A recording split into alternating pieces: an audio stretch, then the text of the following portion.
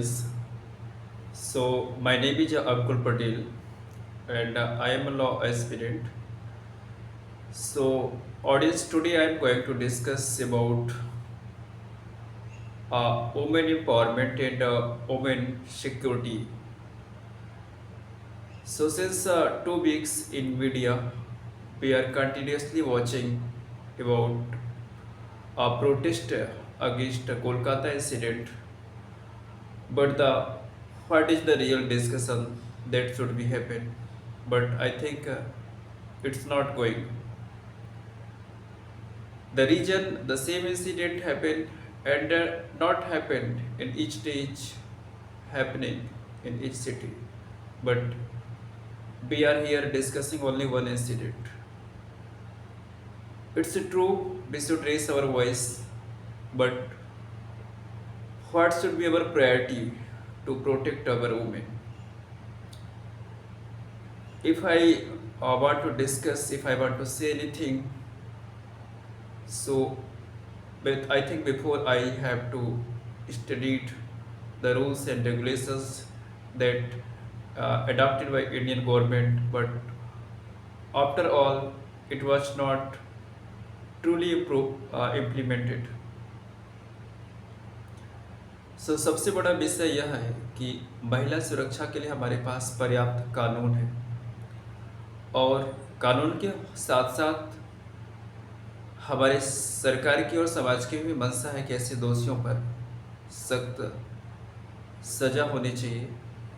लेकिन ऐसी क्या बाध्यता, ऐसी क्या जटिलताएं हैं कि ये सब कुछ होते हुए भी, कानून होते हुए भी, कोर्ट होते हुए भी हम जो है पीड़िता को जो है न्याय नहीं दिला पाते। और ये जो चर्चा है मेरी सिर्फ किसी एक घटना के संदर्भ में नहीं है। मेरी आपसे नम्र प्रार्थना होगी कि इस एक घटना के संदर्भ में ना देखा जाए। आए दिन जो वारदात होती है, चाहे वो घरेलू हिंसा हो, यौन उत्पीड़न का मामला हो, महिलाओं से छेड़खानी, कार्यस्थल पर उनके साथ जो अभद्रताएं की जाती है, इस सबको यदि हम सामने रख लें और हम यदि इस बात को स्वीकार कर लें कि हमारे यहाँ की कानून व्यवस्था जो कि हमें भरोसा तो देती है कि महिलाओं की सुरक्षा के लिए पूरी तरह से कटिबद्ध है, लेकिन वो सुरक्षा उनको उस समय क्यों नहीं मिल पाती जब उनके साथ कोई वारदात हो जाती है।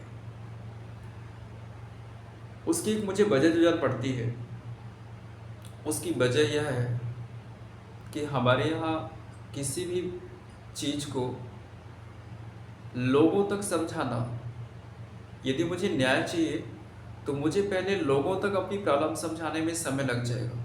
तब तक मेरा जो विषय होगा वो ठंडा हो जाएगा, उसकी अश्लीलता, उसकी सच्चाई पे लोगों को शक हो जाएगा। और हमारे यहाँ की जो जुडिशियरी होती है उसमें इतना समय लग जाता है कि जब तक किसी भी कोर्ट किसी भी मसले पे, किसी भी विवाद पे न्याय तक पहुंचती है, तब तक उसका विषय ही बदल दिया जाता है। तो इसके लिए एक तरफा सरकार को या कोर्ट को एक तरफा ब्लेम कर देना सही नहीं है। ये पूरा सिस्टम ही ऐसा बनाया गया है और मुझे लग रहा है इस सिस्टम को बदलने की आवश्यकता है। भारतीय महिलाओं की सुरक्षा सुनिश्चित करने के लिए व्यापक सुरक्षा उपायों को लागू किए गए हैं, जिसमें जन जागरूकता अभियान, सख्त कानून प्रवर्तन और महिलाओं को सशक्त बनाना व सामुदायिक सहायता प्रणाली, ऐसे कई व्यवस्थाएं हमारे समाज में या हमारे सरकार के द्वारा बनाई गई हैं। कानूनी पहलुओं की यदि बात करूं तो कानूनी पहलुओं में भी महिला एवं बाल विकास मंत्रालय महिलाओं से संबंधित विभिन्न विशेष कानूनों जैसे घरेलू हिंसा से महिलाओं का संरक्षण अधिनियम 2005, दहेज निषेध अधिनियम 1961, महिलाओं का अभद्र चित्रण निषेध अधिनियम 1986, कार्यस्थल पर महिलाओं का यौन उत्पीड़न रोकथाम निषेध और निवारण अधिनियम 2013 और बाल विवाह निषेध अधिनियम 2006। ये ऐसे प्रावधान हैं जो कि महिला सुरक्षा की गारंटी देते हैं और इनका उल्लंघन होने पर कानून में सजा का भी प्रावधान है। महिला मिशन शक्ति मिशन मोड में एक योजना है जिसका उद्देश्य महिला सुरक्षा, संरक्षण और सशक्तिकरण के लिए समर्थन को मजबूती प्रदान करता है। यह योजना संपूर्ण जीवन चक्र में महिलाओं को प्रभावित करने वाले मुद्दों पर विचार करने और उनके जीवन में बदलाव लाने के लिए नागरिक स्वामित्व के माध्यम से राष्ट्र निर्माण में अपनी भागीदारी को बढ़ावा देता है। तो ये तो मैंने कानूनी पहलुओं से जो हमारे यहाँ सुरक्षा कानून है उनके पहलुओं से आपसे बात की, लेकिन मेरा अपना व्यक्तिगत जो मानना है महिलाओं की सिक्योरिटी को लेकर के, कानून है, न्याय व्यवस्था है, लेकिन मुझे लग रहा है जब तक हम एक महिला को उसके स्तर पर ट्रेन नहीं करेंगे उसको कि वो अपनी सुरक्षा खुद से सुनिश्चित कर सके, तब तक ये हिंसा, ये आपराधिक गतिविधियां रुकेंगी नहीं। हमें अपने स्कूलिंग में ही, अपने शिक्षा व्यवस्था में ही और समाज में ही कुछ चीज़ें हमें अनिवार्य करना चाहिए, ताकि, और ऐसा नहीं कि सिर्फ बालिकाओं को ही या महिलाओं को ही ये शिक्षा दी जाए, ये पुरुष को भी शिक्षा दी जाए कि महिला सुरक्षा हमारे लिए कितना आवश्यक है।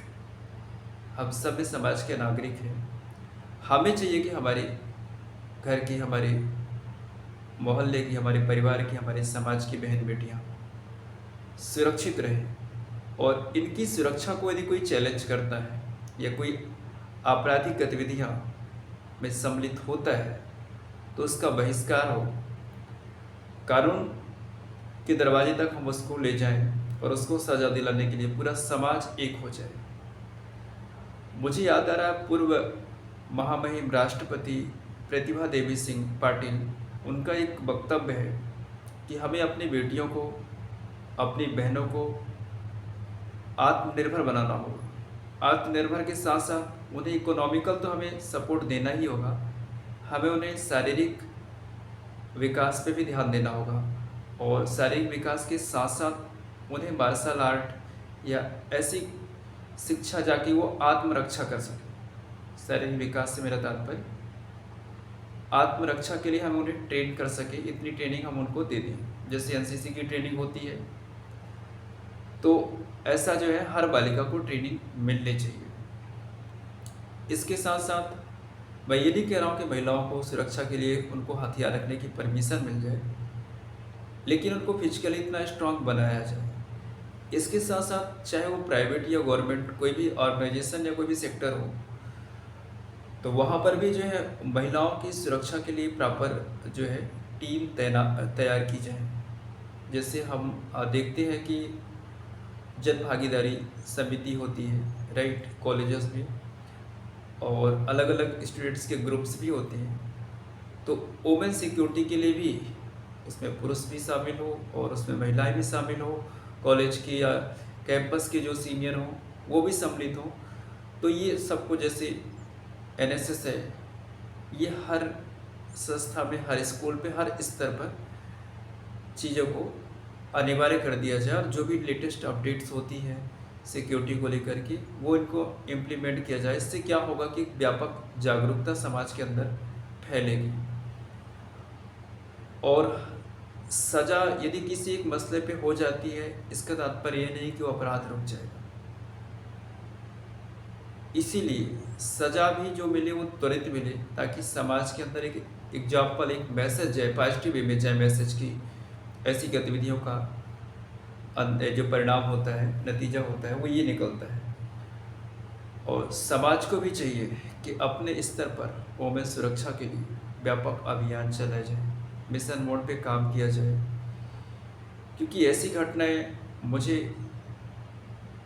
कहने में कोई संकोच नहीं है कि समाज को अब स्वीकार नहीं करना चाहिए, क्योंकि हम इतनी तो तरक्की कर चुके हैं कि अपने घर की बहन बेटियों की सुरक्षा खुद से करवा सकें, खुद से कर सकें। ये तो थी मेरी अपनी व्यक्तिगत राय। यदि आपकी प्रतिक्रिया हो कुछ, या इसके विषय में आपका कोई और विचार हो, तो ज़रूर हम तक शेयर कीजिएगा। इस अंक में फ़िलहाल इतना ही। नमस्कार।